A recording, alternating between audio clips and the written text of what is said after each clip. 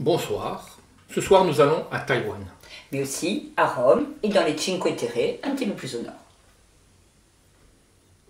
Avec Le Sniper, son wok et son fusil, un roman de Chang Kuo-li, paru à la Série Noire et traduit du mandarin par Alexis Brossolet.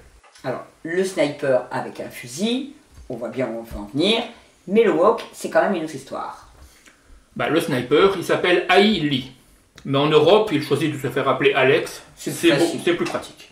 Le fusil, c'est un M21, fusil de précision de l'armée américaine. On y reviendra peut-être. Pour le wok, c'est simple. Comme Alex, Ai Li donc, n'est pas toujours à regarder dans le viseur de son M21, c'est fatigant. Voilà, il exerce parfois le métier de cuistot, ce qui lui permet de s'occuper entre deux assassinats, mais surtout d'avoir une activité légale dans les pays où il se trouve.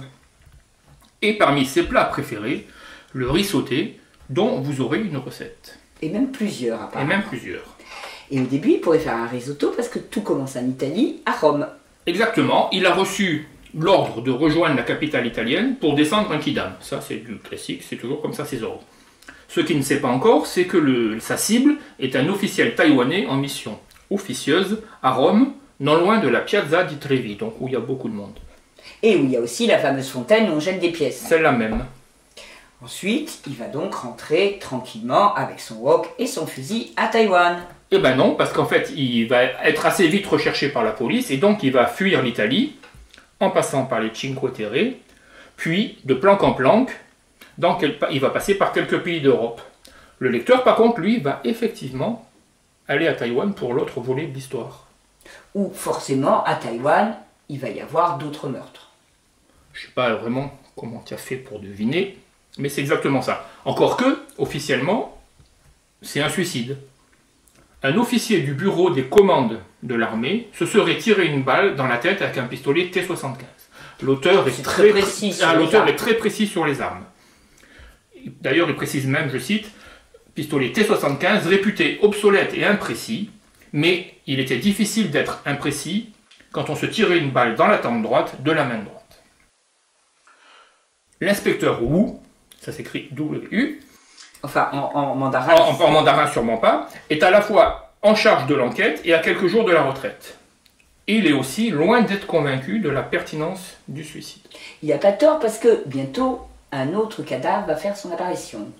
Exactement, un cadavre qui va être ramené sur la plage par les courants, mais celui-là il est mort d'une balle dans le front.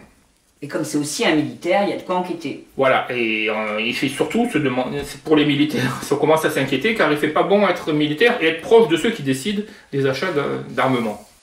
J'imagine que malgré le fait qu'il soit à quelques jours de la retraite, le brave inspecteur Wu, ça va lui tenir à cœur de trouver les coupables. Eh ben oui, car l'inspecteur Wu a sa fierté et il a aussi une belle expérience. Donc Alex en Europe ou à Taïwan, vont peut-être se rencontrer à un moment ou à un autre. Alors je peux répondre carrément oui, sans divulgacher l'intrigue, car l'éditeur l'a lui-même indiqué sur la 4e de couverture. Alex et Wu vont en fait mener leurs investigations en parallèle, et comme toute bonne parallèle dans la fiction, elles vont finir par se rejoindre, même si c'est pas très mathématique.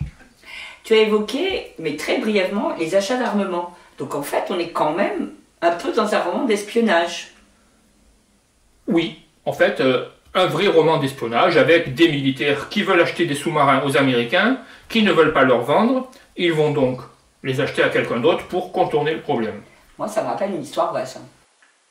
Eh bien, c'est exactement ça, en fait.